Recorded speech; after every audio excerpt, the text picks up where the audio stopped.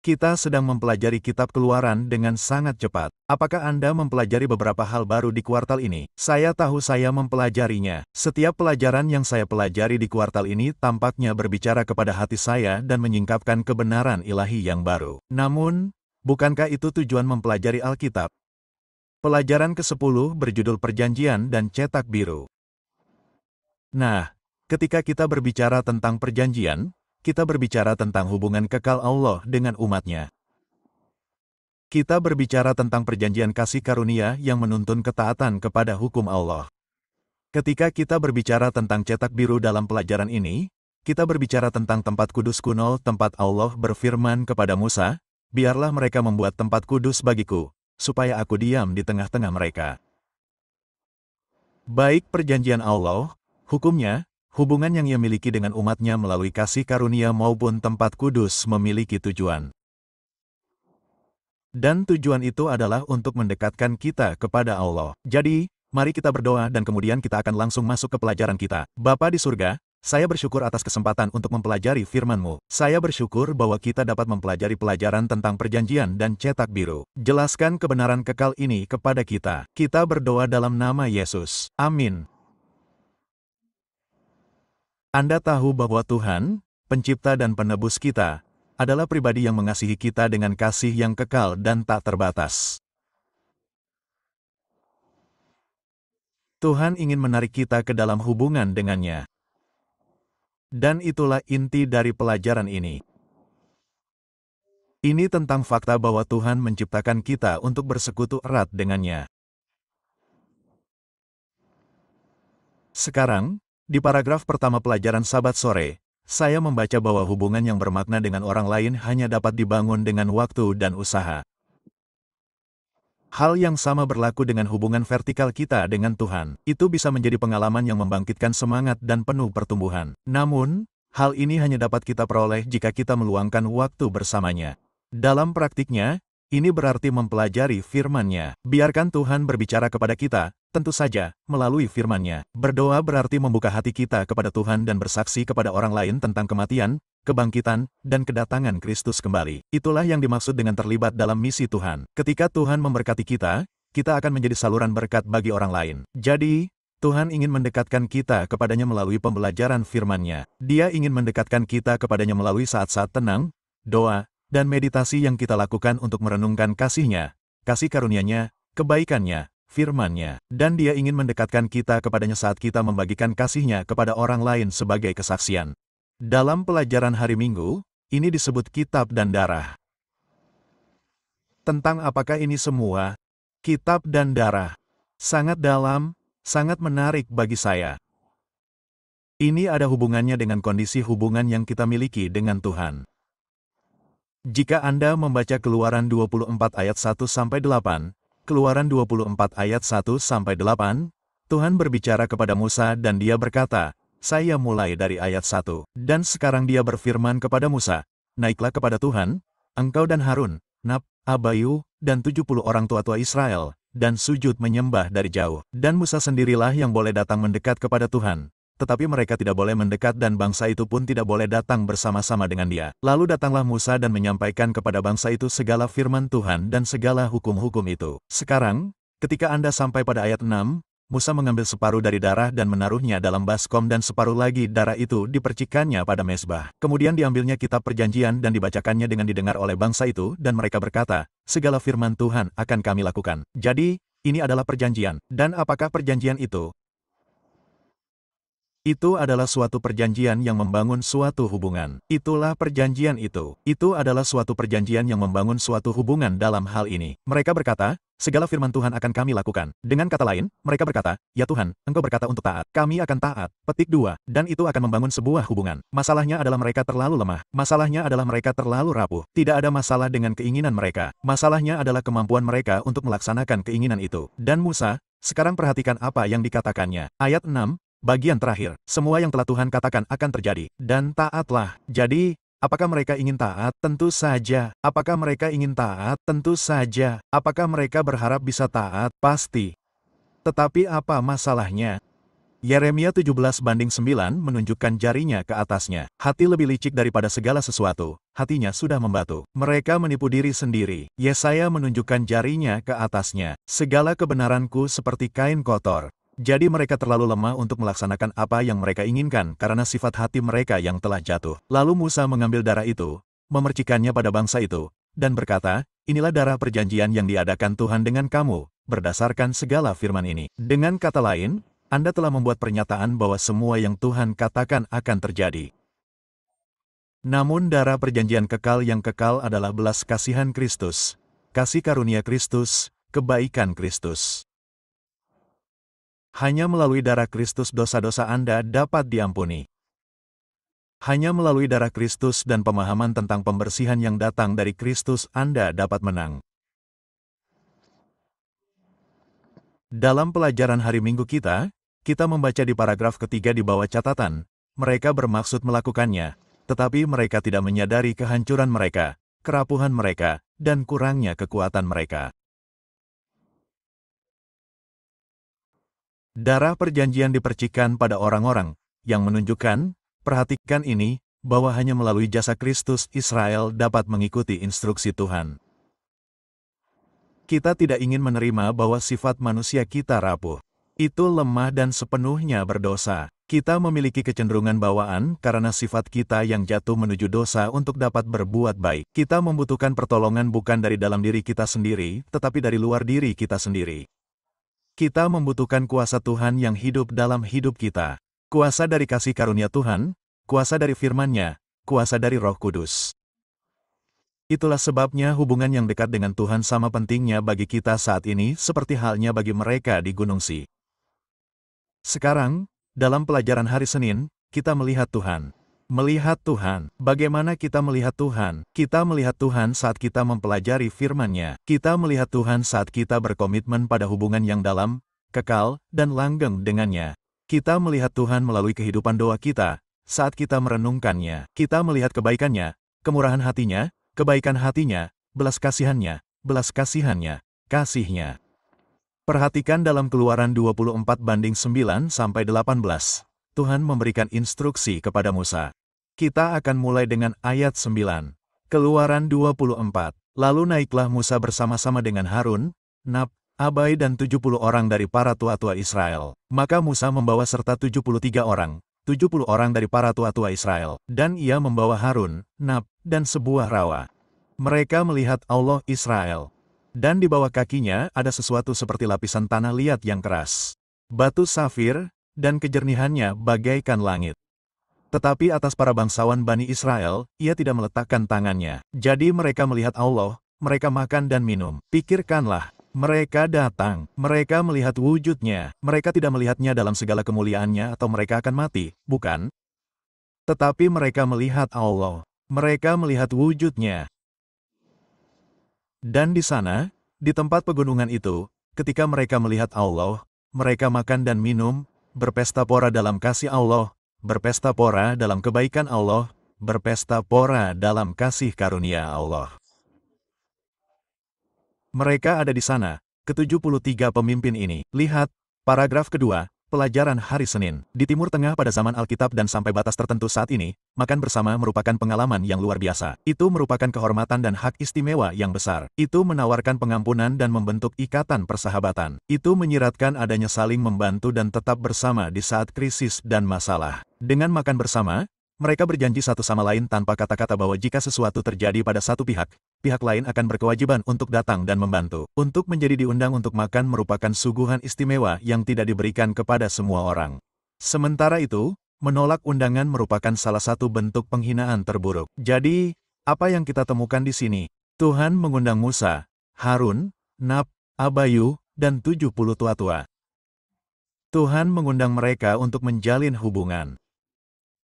Tuhan mengundang mereka untuk bersekutu dengannya karena hanya dalam persekutuan itu, hanya melalui hubungan itu, hanya melalui kuasa ilahinya kita dapat menaatinya.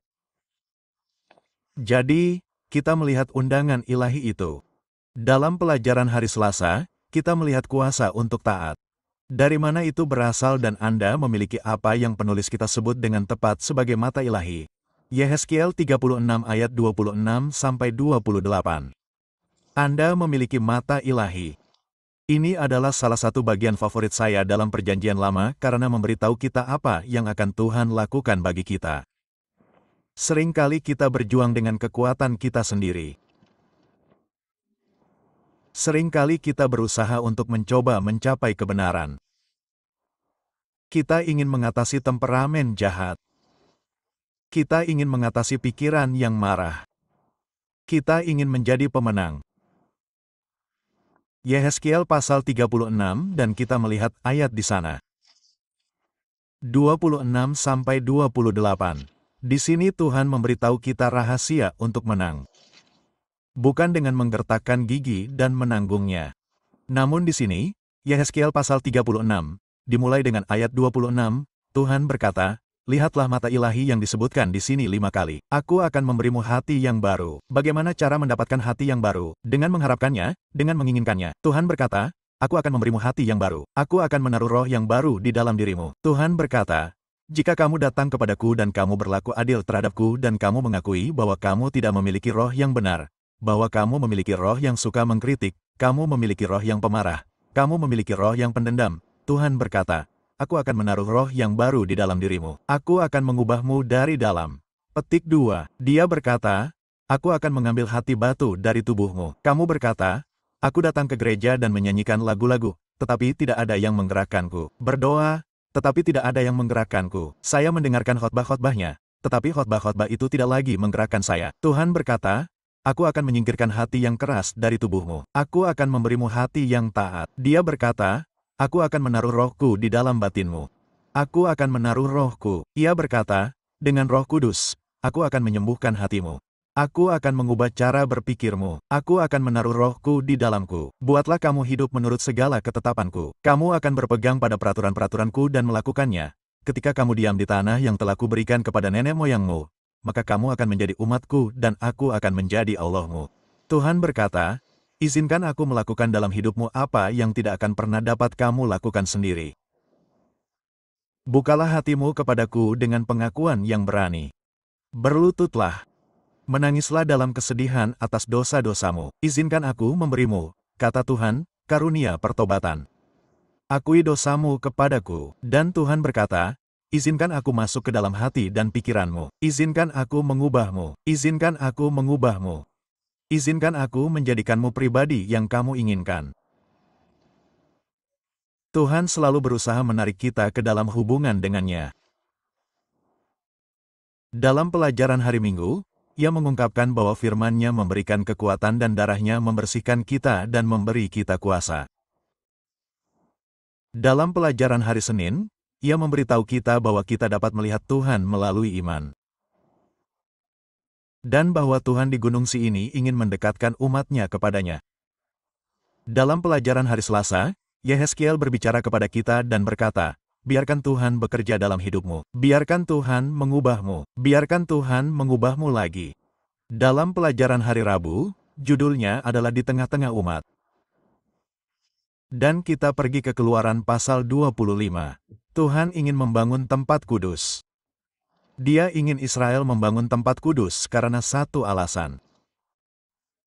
Karena Dia ingin menyatakan kehadirannya kepada mereka melalui rencana keselamatan. Sekarang ketika Anda melihat tempat kudus kuno Israel, pada dasarnya Anda memiliki 3 bagian. Anda memiliki pelataran luar, lalu Anda memiliki kemah suci. Di kemah suci, Anda memiliki 2 bagian, tempat kudus dan tempat maha kudus.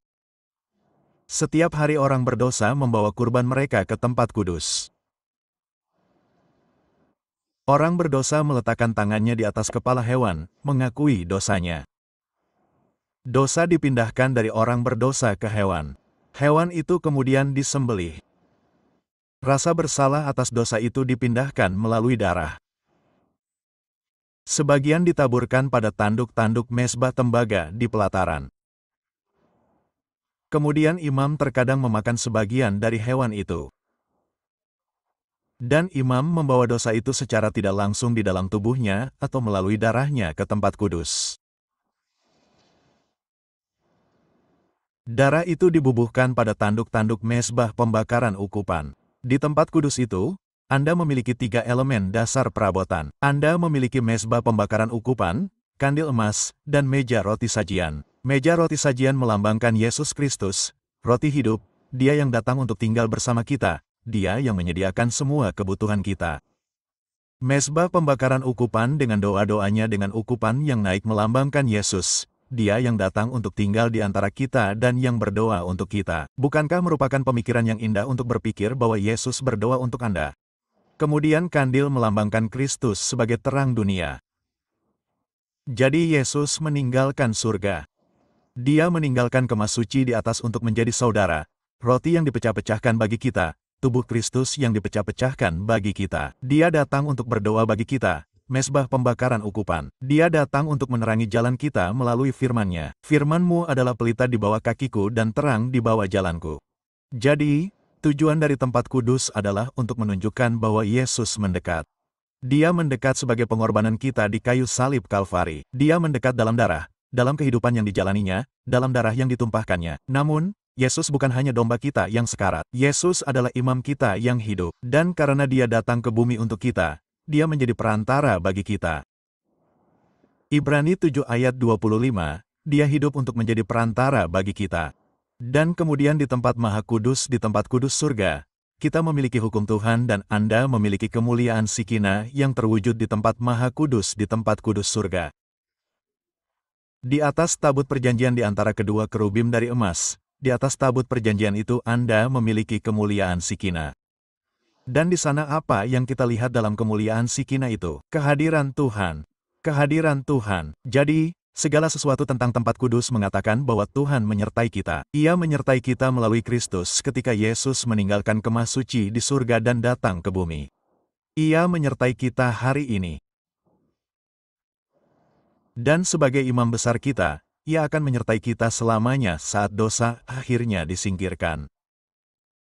Sebagai imam besar pada hari pendamaian memasuki tempat maha kudus di surga dan di bumi, sama seperti yang Ia lakukan di tempat kudus di bumi. Namun saat Ia memasuki tempat maha kudus di tempat kudus surgawi, saat Yesus melaksanakan pekerjaan penghakiman terakhir, Ia keluar dari tempat kudus dan menempatkan dosa pada kambing hitam. Setan mengirim setan ke padang gurun, yang menggambarkan fakta bahwa setan sekarang akan menanggung akibat dosa kita. Ia tidak menanggung kesalahan dosa kita. Yesus menanggung kesalahan dan rasa malu atas dosa kita. Yesus adalah pendoa syafaat kita. Namun, kambing hitam sekarang menerima semua hukuman ini dan kutukan atas dosa-dosa yang Ia sebabkan dilakukan manusia. Dan di sana, dalam periode 1000 tahun itu, sama seperti binatang yang mengembara, domba yang mengembara di padang gurun, kambing. Jadi, iblis mengembara naik turun di bumi. Dan kemudian pada akhir waktu ini, kota suci itu turun dan Yesus kembali ke bumi dan menciptakan langit dan bumi yang baru. Namun, lihatlah, inilah intinya. Di tempat kudus, Yesus menyatakan bahwa Ia telah tinggal bersama umat-Nya sekarang, dan akan tinggal bersama mereka sepanjang kekekalan. Seluruh tujuan tempat kudus adalah untuk menunjukkan hubungan Tuhan dengan umat-Nya. Keluaran 25:8 kita membaca dan dikatakan di sana dan mereka harus membuat tempat kudus bagiku, supaya aku akan diam di tengah-tengah mereka menurut segala sesuatu yang kutunjukkan kepadamu, yaitu menurut contoh kemah suci dan menurut contoh perabotannya, demikianlah harus kamu membuatnya.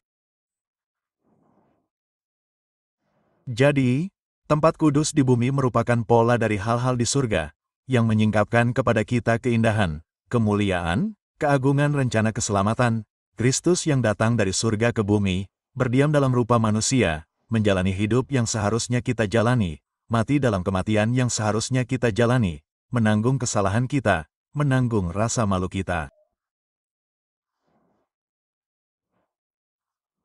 Yesus ini kemudian naik ke surga setelah penyalibannya sebagai imam besar kita dan Dia berkata, "Datanglah, datanglah." Ibrani pasal 4. Lihatlah Ibrani 4. Yesus memohon kepada kita melalui tempat kudus bahwa Dia ingin tinggal bersama kita hari ini. Dia ingin kita memiliki persekutuan yang intim, kekal, dan langgeng dengannya. Ibrani pasal 4. Perhatikan apa yang dikatakan kitab suci. Ibrani 4. Kita melihat di sana ayat 14. Jadi, melihat apa? Jadi, melihat apa yang kita lihat, bahwa kita mempunyai imam besar yang telah melintasi semua langit, yaitu Yesus, Anak Allah. Marilah kita teguh berpegang pada pengakuan iman kita. Karena imam besar yang kita punya, bukanlah imam besar yang tidak dapat turut merasakan kelemahan kita. Sebaliknya sama dengan kita, ia telah dicobai, hanya tidak berbuat dosa. Sebab itu marilah kita dengan penuh keberanian datang kepadanya. Datanglah dengan cara apa? Dengan penuh keberanian. Apa artinya dengan penuh keberanian? Dengan penuh keberanian menghampiri takhta kasih karunia, supaya kita menerima rahmat dan menemukan kasih karunia untuk mendapat pertolongan kita pada waktunya. Tujuan dari tempat kudus adalah untuk menunjukkan kepada kita bahwa Allah melalui kasih-Nya yang agung dan kasih karunia-Nya yang menakjubkan sedang menarik kita ke dalam hubungan dengannya. Kita lanjutkan ke pelajaran terakhir, pelajaran hari terakhir, tanpa menghitung kutipan, dan kita akan melihat salah satu pelajaran hari Kamis yang dipenuhi dengan Roh Allah. Sekarang, Anda ingat ketika tempat kudus sedang dibangun, ada masalah. Israel tidak memiliki tukang untuk membangun tempat kudus itu dengan benar. Dengan keindahan dan keelokan yang luar biasa yang diinginkan Allah. Namun dalam Keluaran 31, Alkitab mengatakan Allah telah menyediakannya. Ayat 1. Lalu Tuhan berfirman kepada Musa, "Lihat, aku telah memanggil Bazel bin Uri bin Har dari suku Yehuda, dan telah kupenuhi dia dengan Roh Allah, dengan memberikan hikmat dan pengertian, dalam pekerjaan, untuk membuat berbagai macam pekerjaan, untuk mengerjakan emas, perak, tembaga, untuk mengasah batu permata supaya dipasang, untuk mengukir kayu dan untuk mengerjakan segala macam pekerjaan." Mereka tidak memiliki tukang. Namun Tuhan memperlengkapi salah satu dari mereka, Bizil, dan memberinya keterampilan dan kemampuan.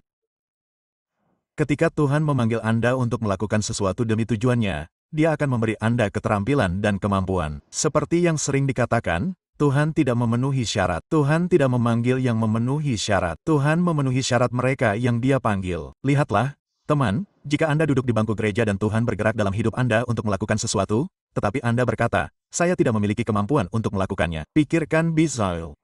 Dia tidak memiliki kemampuan, tetapi Tuhan memberinya kemampuan itu. Kemudian kita membaca tentang individu lain, Aub, dan dikatakan di ayat 6, "Dan aku telah mengangkat Aub bin Aimik dari suku Dan. Aku menaruh hikmat dalam hati semua tukang yang ahli, supaya mereka membuat segala yang telah kuperintahkan kepadamu di kemah pertemuan." Allah berfirman, "Lihat, kamu tidak memiliki keterampilan, kamu tidak memiliki kemampuan, tetapi aku akan menyelesaikannya untukmu." Petik 2. Lihat, Tuhan berkata kepada kita bahwa Dia akan memperlengkapi kita. Dia akan menuntun kita terus-menerus. Untuk pertama kalinya dalam kitab suci, seseorang membaca, saya melihat catatan di bawah Keluaran 31. Untuk pertama kalinya dalam kitab suci, seseorang membaca bahwa Tuhan akan memenuhi seseorang dengan Roh Tuhan. Apa artinya itu? Bezo diberdayakan untuk bekerja secara artistik di kemah suci. Dia dipenuhi, diperlengkapi dengan keterampilan, pemahaman, dan pengetahuan baru tentang keahlian yang dibutuhkan. Selain itu, Tuhan memberi Ahib dan banyak pengrajin lainnya roh yang sama dalam pekerjaannya. Di tengah semua kreativitas ini, sahabat Tuhan, dan jangan lewatkan ini, disajikan sebagai tanda antara Tuhan dan umat-Nya bahwa Tuhan menguduskan mereka. Itu berarti bahwa ketaatan terhadap perintah keempat dikaitkan dengan pengudusan. Yehezkiel kemudian berkata, "Aku memberikan hari-hari Sabatku kepada mereka sebagai tanda antara aku dan mereka, supaya mereka mengetahui bahwa akulah Tuhan yang menguduskan mereka." Hari Sabat adalah pengingat bahwa Tuhan bukan hanya pencipta kita, tetapi Dia adalah penebus kita dan Dia adalah Tuhan kita, tetapi Dia juga yang kudus. Dia mengubah orang melalui kehadirannya. Melalui roh dan firman-Nya, mereka bertumbuh untuk mencerminkan hubungan yang penuh kasih dengannya. Kita melihatnya tentu saja di sini dalam pasal ke-31 dari Kitab Keluaran. Dikatakan, berbicara tentang hari Sabat, dikatakan kepada mereka dalam ayat 15, pekerjaan harus dilakukan selama 6 hari, tetapi hari ke-7 adalah hari Sabat, hari perhentian, kudus bagi Tuhan. Siapapun yang melakukan pekerjaan apapun pada hari Sabat, ia harus dihukum mati. Mengapa? Karena mereka melakukan pekerjaan suci untuk tempat kudus, tempat Tuhan akan tinggal. Dan mereka akan menajiskannya dan mencemari seluruh Israel dan menghalangi tujuan Tuhan untuk digenapi. Tetapi lihat sekarang, ayat 16. Oleh karena itu, anak-anak Israel harus memelihara hari Sabat, yang merayakan hari Sabat di sepanjang segala generasi mereka, sebagai tanda dan perjanjian yang kekal. Itu adalah tanda antara aku dan kamu, dan anak-anak Israel untuk selama-lamanya. Karena dalam 6 hari, Tuhan menjadikan langit dan bumi. Pada hari ke-7, Ia beristirahat dan disegarkan. Sabat hari ketujuh adalah tanda dalam konteks tempat kudus bahwa Tuhan ingin tinggal di antara kita. Ia ingin kita beristirahat dari pekerjaan kita dan disegarkan secara fisik, mental, dan rohani pada hari Sabat. Anda tahu, saya suka kutipan di sini dalam pelajaran 10 pada pelajaran hari Jumat yang mengatakan, Para Bapa dan Nabi oleh Ellen White, halaman 349, hukum Tuhan yang diabadikan di dalam tabut adalah aturan agung tentang kebenaran dan penghakiman. Hukum itu menyatakan kematian atas pelanggar, tetapi di atas hukum itu ada tutup pendamaian yang di atasnya hadirat Tuhan dinyatakan, dan dari situ berdasarkan pendamaian, pengampunan diberikan kepada orang berdosa yang bertobat. Jadi, dalam pekerjaan Kristus untuk penebusan kita, yang dilambangkan oleh kebaktian di tempat kudus, belas kasihan dan kebenaran bertemu bersama, kebenaran dan kedamaian telah saling mencium. Saya tidak ingin Anda melewatkan ini. Di tempat yang maha kudus, ada tabut perjanjian. Di dalam tabut perjanjian, apa yang ada di dalam tabut itu? Ada 3 benda. Tongkat Harun yang bertunas, ada bejana berisi mana. Dan ada hukum Tuhan di atas perjanjian itu, tabut perjanjian yang dilapisi emas. Ada yang disebut tutup pendamaian. Ada 2 malaikat di sana. Kemuliaan Sakana ada di tengah-tengah. Apa yang dilambangkan semua ini? Itu melambangkan hukum Tuhan yang melambangkan penghakiman dan keadilan Tuhan. Tutup pendamaian menyatakan kasih karunia Tuhan, kebaikan Tuhan, kekuatan Tuhan, kehadiran dan kuasanya. Ada satu hal yang ingin saya sampaikan dari pelajaran kita hari ini, yaitu ini. Dalam segala hal yang Tuhan lakukan, hal terpenting bagi Tuhan adalah menarik Anda dan saya ke dalam hubungan dengannya sehingga kita mengenalnya, mengasihinya, melayaninya, dan menaatinya karena kita memahami karakter kasih karunia dan kasih-Nya. Kita memahami betapa Dia mengasihi kita. Jadi, kita mengasihinya, melayaninya, dan menaatinya. Mari berdoa. Bapa di surga, terima kasih atas pelajaran-pelajaran ini. Pelajaran-pelajaran ini mengubah hidup kami saat kami mempelajarinya. Penuhi kami dengan kasih karunia-Mu, penuhi kami dengan kebaikan-Mu, dan penuhi kami dengan kuasa-Mu. Aku berdoa dalam nama Yesus. Amin.